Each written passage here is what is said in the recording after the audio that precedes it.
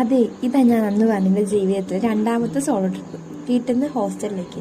Solo ട്രിപ്പൊക്കെ ആണെങ്കിലും ചില ദിവസങ്ങളിൽ എന്നെ അമ്മ കൊണ്ടാക്കാറുണ്ട് കേട്ടോ. ബസ് സ്റ്റോപ്പ് വരെ കൊണ്ടാക്കുള്ളൂ. പിന്നെ ദേ ഈ വരുന്ന ബസ്സിലാണ് ഞാൻ തിരിച്ച് പാലക്കാട് വരെ പോകണത്. എന്തായാലും കയറി ഫ്രണ്ടിൽ തന്നെ ഇരുന്ന് സീറ്റ് പിടിച്ചു. പിന്നെ പാലക്കാട് എത്തിയോണ്ട് ഒരു ചായ അല്ലെങ്കിൽ കോഫി അത് നിർബന്ധം. അതില്ലാണ്ട് എന്തായാലും പോവില്ല, എത്ര ലേറ്റ് ആയത്. പിന്നെ കുറച്ച് സമയം കൂടി ബാക്കിയുണ്ടായിരുന്നു. അപ്പോൾ അത് വെറുതെ ഇരിക്കണ്ടല്ലോ എന്ന് വെച്ചിട്ട് നേരെ കോട്ടയം പോകാമെന്ന് വിചാരിച്ചു.